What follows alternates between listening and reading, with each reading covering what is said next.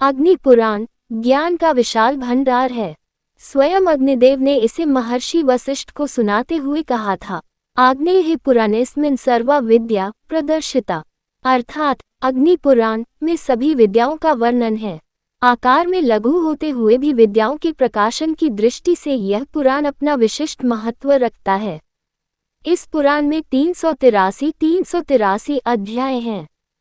गीता, रामायण, महाभारत, हरिवंश पुराण आदि का परिचय इस पुराण में है। परा अपरा विद्याओं का वर्णन भी इसमें प्राप्त होता है। मत्स्य, कूर्म आदि अवतारों की कथाएं भी इसमें दी गई हैं। सृष्टि वर्णन, संध्या स्नान, पूजा विधि, होम विधि, मुद्राओं के लक्षण, दीक्षा और अभिषेक विधि, निर्वाण दीक्षा के संस्कार, देवालय निर्माण कला, शिलान्यास विधि, देव प्रतिमाओं के लक्षण, लिंग लक्षण तथा विग्रह प्राण प्रतिष्ठा की विधि, वास्तु पूजा विधि, तत्व दीक्षा, खगोल शास्त्र, तीर्थ महात्म्य, श्राद्ध कल्प, ज्योतिष शास्त्र, संग्राम विजय, वशीकरण विद्या, औषधि ज्ञान, वर्णाश्रम धर्म, मास व्रत, दान महात्म्य, राजधर्म, विविध स्वप्न वर्णन, शकुन अपशकुन, रत्न परीक्षा, धनुर्वेद शिक्षा, व्यवहार कुशलता, उत्पात शांति विधि, अश्व चिकित्सा, सिद्धि मंत्र, विविध काव्य लक्षण, व्याकरण और रस अलंकार आदि के लक्षण, योग ब्रह्मज्ञान, स्वर्ग नरक वर्णन, अर्थशास्त्र, न्याय, मीमांसा, सूर्य वंश तथा सोमवंश आदि का वर्णन इस पुराण में किया गया है। वैष्णवों की पूजा पद्धति और प्रतिमा आदि के लक्षणों का सांगोपांग वर्णन इस पुराण में वर्णित है। शिव और शक्ति की पूजा का पूरा विधान इसमें बताया गया है। वेदांत के सभी विषयों को उत्तम रीति से इसमें समझा गया है। इसके अलावा जीवन के लिए उपयोगी सभी विधाओं की जानकारी इस पुराण में मिल जाती है। अग्निदेव के मुख से कहे जाने के कारण ही इस पुराण का नाम अग्नि पुराण पड़ा है। यह एक प्राचीन पुराण है। इसमें शिव, विष्णु और सूर्य की उपासना का वर्णन निष्पक्ष भाव से किया गया है। यही इसकी प्राचीनता को दर्शाता है। क्योंकि बाद में शैव और वैष्णव मतावलंबियों में काफी विरोध उत्पन्न हो गया था, जिसके कारण उनकी पूजा अर्चना में उनका वर्चस्व बहुत चढ़ाकर दिखाया जाने लगा था। एक दूसरे के मतों की निंदा की जाने लगी थी, जबकि अग्नि पुराण में इस प्रकार की कोई निंदा उपलब्ध नहीं होती। तीर्थों के वर्णन में शंकराचार्य द्वारा स्थापित चारों मठों बद्रीनाथ, जगन्नाथ, द्वारकापुरी और रामेश्वरम का उल्लेख इसमें नहीं है। इसके अलावा काशी के वर्णन में विश्वनाथ तथा दशाश्वमेध घाट का वर्णन भी इसमें नहीं है। यही बात इसकी प्राचीनता को दर्शाती है।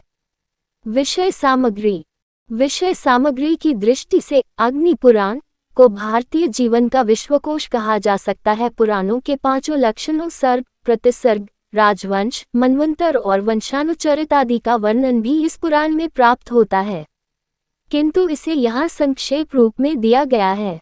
इस पुराण का शेष कलेवर दैनिक जीवन की उपयोगी शिक्षाओं से ओतप्रोत है। अग्नि पुराण में शरीर और आत्मा के स्वरूप को अलग अलग समझाया गया है।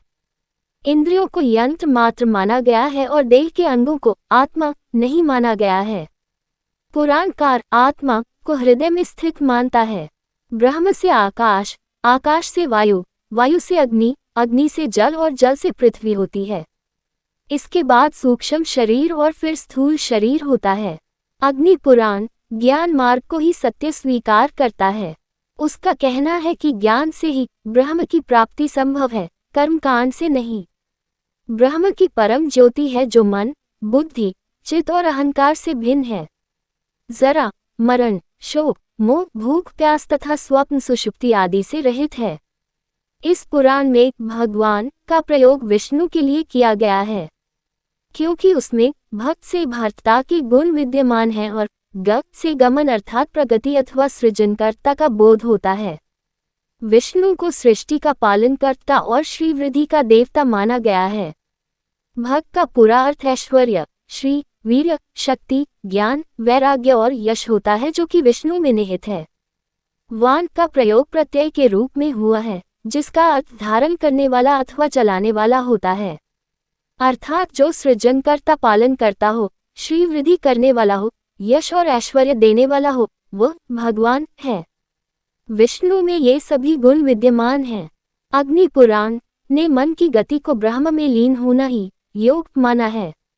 जीवन का अंतिम लक्ष्य आत्मा और परमात्मा का सहयोग ही होना चाहिए। इसी प्रकार वर्णाश्रम धर्म की व्याख्या भी इस पुराण में बहुत अच्छी तरह की गई है। ब्रह्मचारी को हिंसा और निंदा से दूर रहना चाहिए। गृहस्थाश्रम के सहारे ही अन्य 3 आश्रम अपना जीवन निर्वाह करते हैं, इसलिए गृहस्थाश्रम सभी आश्रमों में श्रेष्ठ है। वर्ण की दृष्टि से किसी के साथ भेदभाव नहीं करना चाहिए। वर्ण कर्म से बने हैं, जन्म से नहीं। समता की भावना। इस पुराण में देव पूजा में समता की भावना धारण करने पर बल दिया गया है और अपराध का प्रायश्चित सच्चे मन से करने पर जोर दिया गया है। स्त्रियों के प्रति उदार दृष्टिकोण अपनाते हुए पुराणकार कहता है, नष्टे मृते प्रव्रजते क्लीवे च पतिते पतो पंचत्स्वापस्तु नारीना पतिरन्यो विधीयते। अर्थात पति के नष्ट हो जाने पर, मर जाने पर, संन्यास ग्रहण कर लेने पर, नपुंसक होने पर अथवा पतित होने पर इन 5 अवस्थाओं में स्त्री को दूसरा पति कर लेना चाहिए। इसी प्रकार यदि किसी स्त्री के साथ कोई व्यक्ति बलात्कार कर बैठता है तो उस स्त्री को अगले रजोदर्शन तक त्याज्य मानना चाहिए।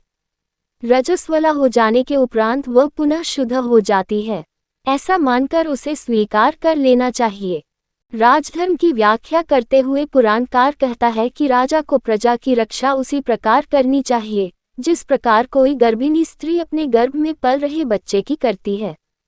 चिकित्सा शास्त्र की व्याख्या में पुराण कहता है कि समस्त रोग अत्यधिक भोजन ग्रहण करने से होते हैं या बिल्कुल भी भोजन न करने से, इसलिए सदैव संतुलित आहार लेना चाहिए। अधिकांशतः जड़ी बूटियों द्वारा ही इसमें रोगों के शमन का उपचार बताया गया है। अग्नि पुराण में भूगोल संबंधी ज्ञान, व्रत उपवास तीर्थों का ज्ञान, दान दक्षिणा आदि का महत्व, वास्तुशास्त्र और ज्योतिष आदि का वर्णन अन्य पुराणों की ही भांति है। वस्तुतः तत्कालीन समाज की आवश्यकताओं के अनुसार ही इसमें नित्य जीवन की उपयोगी जानकारी दी गई है। इस पुराण में व्रतों का काफी विस्तृत वर्णन प्राप्त होता है।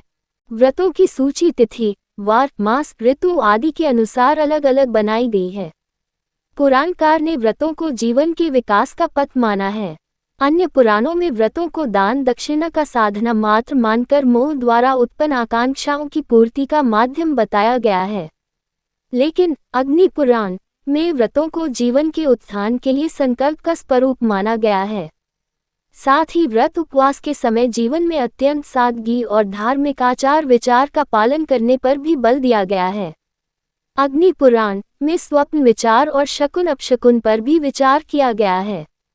पुरुष और स्त्री के लक्षणों की चर्चा इस पुराण का अत्यंत महत्वपूर्ण अंश है। सर्पों के बारे में भी विस्तृत जानकारी इस पुराण में उपलब्ध होती है। मंत्र शक्ति का महत्व भी इसमें स्वीकार किया गया है।